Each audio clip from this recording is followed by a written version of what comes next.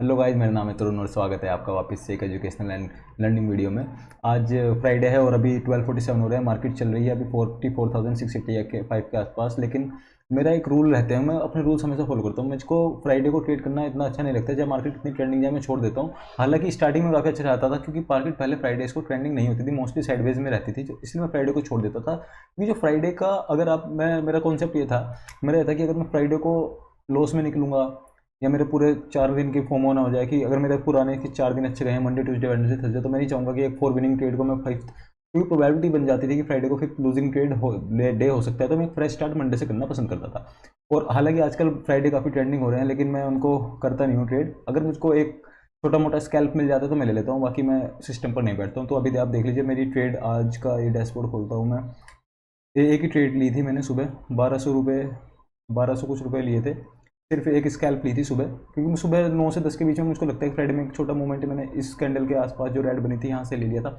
तो खैर इस बात को छोड़ते हैं। तो मैं आपको बताने वाला हूँ कि आपको टाइटल पता ही है इस टॉपिक का है कि माई वीकली पीएनएल। अब से मैं हर हफ्ते अपना पीएनएल आपके साथ शेयर किया करूँगा। ऐसा होता है, देखिए दिन में तो प्रॉफिट हो जाता है, अगले दिन लॉस हो जाता है, कोई बताता नहीं। तो वीकली पीएनएल इज, अगर हाँ मैं आपको ये बताने वाला था कि अगर आप फायर्स में अकाउंट खोलते हैं तो आपको फायदा क्या होता है। आप यहाँ पर राइट क्लिक करिए, ऑप्शन चेन मिलती है। ऑप्शन चेन मिलने के बाद बाई चांस मुझको कॉल बाय करने में, यहीं से चार्ट से ही बाय सेल कर सकता हूँ। यहाँ से मैं इनके चार्ट्स भी तो फायर्स में जैसे ही ऑप्शन खुल जाते हैं इसके बाद आप यहीं चार्ट से बाय सेल कर सकते हैं। ये थोड़ा मुझको कन्वीनियंस लगता है, क्योंकि जब आप स्कैल्प करते हैं ऑप्शन बायर के लिए मेरे ख्याल से चार्ट। ठीक है, तो अपने माई अकाउंट में आ जाता हूँ मैं आपको अपना वीकली पीएनएल दिखाने वाला हूँ। तो यहाँ से इसका सबसे अच्छी बात है कि वेरीफाइड पीएनएल अब आ गया है। तो आप यहाँ से, मैं लिंक अगर डिस्क्रिप्शन में डालूंगा तो आप वहाँ से वेरीफाइड कर सकते हैं कि ये सही है गलत है, वरना स्क्रीनशॉट तो कोई भी एडिट करके डाल ही रहा था, बहुत सब लोग डालते हैं। ठीक है, चलो वेरीफाइड पैनल पे आते हैं। तो कस्टम पे जाते हैं, यहाँ से मैं एक डेट चूज़ कर सकता हूँ। हम वीकली पैनल की बात कर रहे हैं तो ये 3 से लेके मंडे से लेके नहीं sorry, wait a minute, Monday कब था, 10 तारीख से। तो देखिए, एक मिनट। तो वीकली पैनल हमारा 10 to 13 आपको दिखा देता हूँ। 10 लेके से 13 तक मेरा है 51,798। और इसमें आज का भी ऐड कर लीजिए, क्योंकि ये 14 का डे एंड होने के ऊपर ऐड करता है, यानी 52,000 के आसपास मैंने ये बनाया है। और ये इसका मैं आपको कॉपी करके, मतलब लिंक मैं इसका डिस्क्रिप्शन में आपके लिए डाल देने वाला हूँ। ठीक है, तो वापस आते हैं अब इस पर। अब बात पैसों को देखकर कोई मत जाइएगा, क्योंकि सबके अकाउंट साइज बड़े होते हैं, किसी के छोटे होते हैं। I am very happy with it, क्योंकि मैंने मंडे को ट्रेड नहीं किया था। ट्यूसडे वेडनेसडे और थर्सडे 3 डेज़ का मेरा ये प्रॉफिट है। इसमें से आज का तो मतलब एक नॉर्मल एक सिंपल मील का है।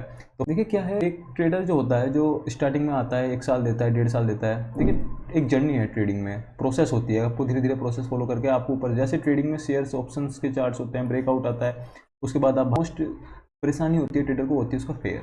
जब उसका फियर, फियर कैसे, आपने समझ लीजिए आपके पास 1 लाख रुपीज़ हैं, आपने 1 लाख रुपये डीमेट अकाउंट में डाल दिए। और उसके बाद डीमेट अकाउंट के बाद आपने उनके ऑप्शन ले लिए, खरीद लिए, ऑप्शन खरीद लिए, कॉल खरीद लिया आपने। उसके बाद क्या था, आपने 100 रुपीज़ के लिए हैं, सबके साथ होती है, मेरे साथ भी होती थी।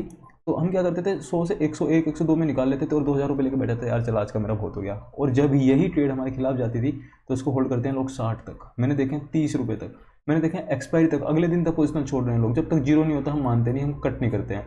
तो हम फियर ये क्यों करते हैं हम, क्योंकि हमें अंदर डर है। जब अगर आप लूजिंग ट्रेड को होल्ड करके रखते हो और विनिंग ट्रेड को आप काट देते हो, ये गलती है। आपके पास एक प्रॉपर टारगेट होना चाहिए, एक प्रॉपर स्टॉप लॉस होना चाहिए। कहने को सब कहते हैं, सबको पता है, जो पहले दिन ट्रेडिंग करने आता है उसको पता होता है कि टारगेट क्या है, स्टॉप लॉस क्या है, और 1:2 क्या है, कि अगर 100 रुपये का लॉस है तो 200 कमाऊंगा, सबको पता है। लेकिन जब हम ट्रेडिंग के सिस्टम पर बैठते हैं ना, तो ये सब हमारे इमोशन सेंसेस काम करने बंद कर देते हैं। जब वो पैसा 100 500 1000 2 लाख 3 लाख ऊपर नीचे हो रहा होता है ना, उस टाइम पे जो ट्रेडर का माइंड सेट होता है वो ये सब कुछ भूल जाता है, उसको कुछ सुनाई नहीं देता। तो उसके लिए मैंने क्या किया था, जब मैं स्टार्टिंग में 1 साल के बाद मुझको लग रहा था कि हाँ यार मेरे मेरे टेक्निकल स्ट्रॉन्ग हो गया, मेरा फंडामेंटल स्ट्रॉन्ग हो गया, मैं सब कुछ रूल्स मुझे पता है, सारे पैटर्न मुझे, हेड एंड शोल्डर सब पता है, मुझे सब पता है, A to Z मुझे सारी चीज़ें पता लगी। उसके बाद भी मेरी ट्रेडिंग में क्या प्रॉब्लम आ रही है कि जो मुझको बिग प्रॉफिट्स नहीं हो रहे, थोड़े बहुत होते थे बिग। तो सबसे पहला इसमें सेटअप, कि मैं किस सेटअप पे काम कर रहा हूँ, क्या मेरा सेटअप है, मैं क्यों ले रहा हूँ यहाँ पे एंट्री, लॉजिक क्या है इसके पीछे। मैं लॉजिक ढूंढता था कि अगर मेरा मन कर रहा है कॉल जाएगी तो हाँ, क्या मेरा मन कर रहा है इसलिए नहीं, मैं उसके पीछे चार्ट्स में लॉजिक ढूंढता था। कैसे कि अगर ये कई दिनों से एकुमुलेशन जोन में है मार्केट ऊपर से, और यहाँ से ब्रेकआउट दिया है, तो हाँ ठीक है, ये लॉजिक है और यहाँ पे स्टॉप लॉस बच जाएगा। एक लॉजिक होना चाहिए, कोई भी ट्रेड लेने से पहले आप कभी बीच में सेंटर में या कहीं पे भी एंट्री मत लीजिए। देखिए एकुमुलेशन जोन, जैसे ये, चलो एक सेटअप की मैं आपको बात करता हूँ। जैसे बहुत से लोग रेंज ब्रेकआउट पर सब ट्रेड करते हैं, एक रेंज है ब्रेकआउट पर ट्रेड करते हैं, ऊपर की तरफ दिया तो कॉल ले लेते हैं, नीचे की तरफ ब्रेकआउट दिया तो पुट ले लेते हैं। इसमें हमको क्या करना होता है, आपको इस रेंज से पहले का मोमेंटम भी जानना बहुत ज़्यादा ज़रूरी है। अगर मार्केट नीचे से ऊपर आ रही थी, नीचे से ऊपर आने के बाद रेंज बनाई, तो इसके बाद कॉल में ज़्यादा चांसेस, आपकी क्वांटिटी आप अच्छी ले सकते हो, यहाँ पे बढ़िया क्वांटिटी लीजिए, क्योंकि यहाँ पे कॉल में जा रही थी, उसके बाद एक्यूमुलेशन जोन बनाया, फिर ऊपर गया। लेकिन अगर ये ही रेंज हमारी ऊपर से आने के बाद बन रही होती, लोअर लो बनाने के बाद ये रेंज बन रही होती, तो यहाँ पे कॉल के कम क्वांटिटी रखिए अपनी, क्योंकि यहाँ से रिवर्स, आप रिवर्सल ढूंढ रहे हैं मार्केट में रिवर्सल ढूंढने का ठीक है, आप 50% यहाँ ऐड कर सकते हैं, उसके बाद 1-2 पॉइंट्स के बाद और ऐड कर सकते हैं, लेकिन यहाँ से कॉल की पोजीशन मत बनाइए, यहाँ से आपको पुट में 100% क्वांटिटी ऐड करिए। समझिए ना, आपको पता होना चाहिए कि रेंज से पहले मार्केट का क्या ट्रेंड चल रहा था। ट्रेंड कैसे पता लगता है? ट्रेंड पता ही है, अगर मार्केट हायर हाई लगाता जा रहा है, हायर हाई, सॉरी टू से दिस, अगर मार्केट हायर हाई लगाता जा रहा है, तो इसका क्या मतलब कि पुराने लो से अपना ऊपर लो ऐसे बनाते जा रहा है, और ये आप पुराने हाई से ऊपर हाई बनाया है, ऊपर हाई बनाया, तो ये अब ट्रेंड होता है। इसके बाद अगर मार्केट लोअर लो बना रहा है, यानी लोअर लो मतलब कि पहले ये था, फिर ये था, लोअर ये बनाते जा रहा है, लोअर लो बनाते जा रहा है, तो इसका मतलब ये डाउन ट्रेंड में है। और इसके बाद अगर एक्यूमुलेशन जोन बनाया है, रेंज में गई है मार्केट, तो उसके बाद पुट में जाने के चांसेस बहुत ज़्यादा रहते हैं। यहाँ से आप कॉल की क्वांटिटी, कॉल में भी जाते हैं, ब्रेकआउट होते हैं, बढ़िया प्रॉफिट मिलता है, लेकिन क्वांटिटी कम रखिए ना, ये अपने रूल्स बना के रखिए।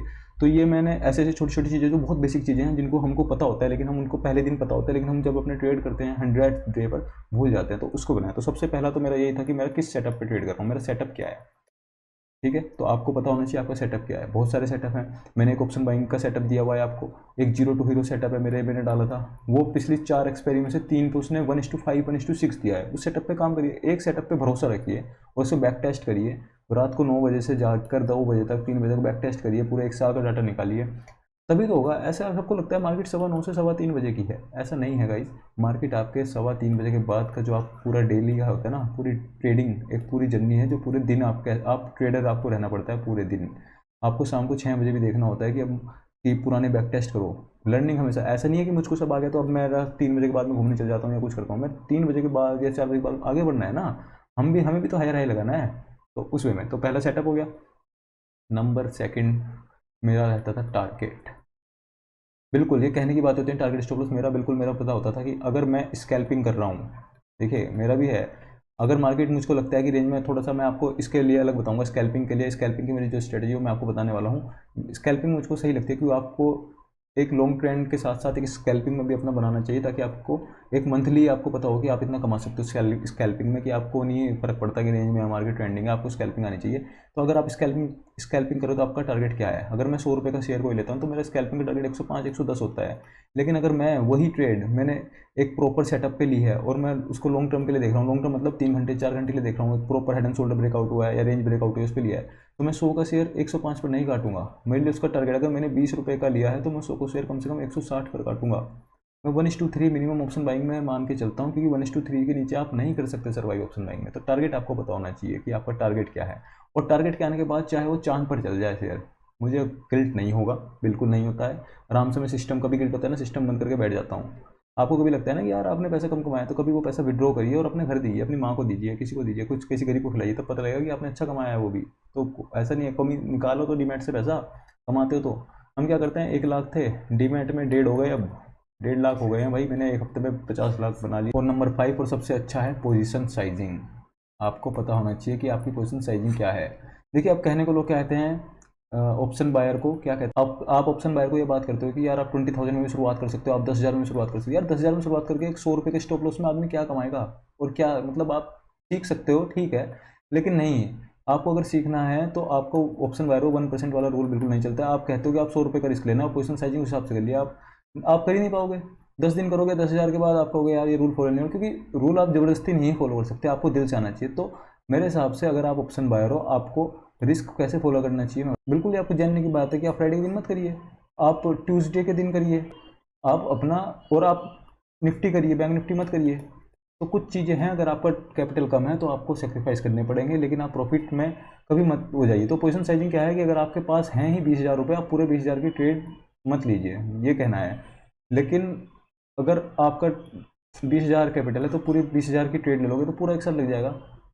मुझे पता है ऑप्शन बायर स्टार्टिंग में लेता है, तो आपको क्या करना है इससे बचने के लिए, आप 20,000 की जब ट्रेड ले रहे हो, इसको बैंक निफ्टी मत लीजिए। आप इसमें से 5,000 बजा के 15,000 भी लगा रहे हो तो निफ्टी में लगा दीजिए, जहाँ पे आपको पता है वोलेटिलिटी कम है। और प्राइस एक्शन भी अच्छा फॉलो होता है निफ्टी में। तो मैं तो बिल्कुल कहूँगा कि अगर कोई नया ट्रेडर है और अभी सीख रहा है तो उसको निफ्टी से स्टार्टिंग करनी चाहिए, क्योंकि निफ्टी में प्राइस एक्शन इतना बेहतरीन फॉलो होता है, बढ़िया। बैंक निफ्टी ज़्यादा वोलेटाइल रहती है कि मैंने कॉन्ट्रैक्ट थोड़ी कि मैं बैंक निफ्टी में ही पैसे कमाऊंगा, मुझको पता है प्राइस एक्शन जहाँ मुझे अच्छा फॉलो तो दिख रहा होगा, फिर निफ्टी मुझको अच्छा लगता है, मुझको लगता है कि मैं इसमें अच्छा कर लूँगा, फिर निफ्टी में मैंने पकड़ हासिल कर रखी है तो मैं फिर निफ्टी करता हूँ, और फिर निफ्टी में सही है, आप फिर निफ्टी में करिए। तो अगर आपका कैपिटल 20,000 है तो आप बैंक निफ्टी के पीछे मत भागिए, आप निफ्टी फिर निफ्टी देखिए, फिर निफ्टी काफ़ी अच्छा है। मंडे ट्यूसडे फिर निफ्टी करके देखिए आप बैंक निफ्टी की सेटअप, कोई रिस्क भी थोड़ा कम लगेगा। एक बिग बाइंग ऑप्शन का जो मेरा सेटअप है, 3 वीडियोज़ हैं जो मैंने वादा किया कि जो मेरे स्टार्टिंग के 100 सब्सक्राइबर है उनको मैं फ्री में देने वाला हूँ। उसमें से 3 वीडियोज़ अपलोडेड हैं, एक वीडियो और रह रही है जो मैं उसमें अपलोड कर दूंगा रात तक। और उसमें भी क्या हो रहा है कि जीएसटी वाला चल रहा है कि मैं फ्री कर रहा हूँ, तो लेकिन तब भी 105 रुपये के आसपास जो एप्लीकेशन है वो मांग रही है, तो मैं उसका इशू रिजोल्व करता हूँ, उसको मुश्किल से 2-3 दिन में रिजोल्व कर दूंगा। उसके बाद आपको पूरा कम्प्लीटली फ्री कूपन चल जाएगा। जो अभी मेरा कूपन है वो है फर्स्ट 100, उसे लगाने के बाद आपको 95% ऑफ मिल रहा है। पूरा 100% वाला ऑप्शन अभी मुझे ऐप के थ्रू, जो ऐप है उससे नहीं मिल पाया था, तो इसलिए 5% आपको 105 रुपये देने पड़ रहे हैं। कोई नहीं, मैं अभी उसको रिजोल्व हो रहा है, वो हो जाएगा रिजोल्व, पूरा 100% आपको ऑफ मिल जाएगा उसमें। आप बिल्कुल नीचे, अब वैसे आपको करना क्या है, नीचे कमेंट कर दीजिए कि लिंक दे दो, तो मैं उसमें दे दूँगा आपको। तो ठीक है, thank you so much guys, मिलते हैं बहुत जल्द एक नई वीडियो में।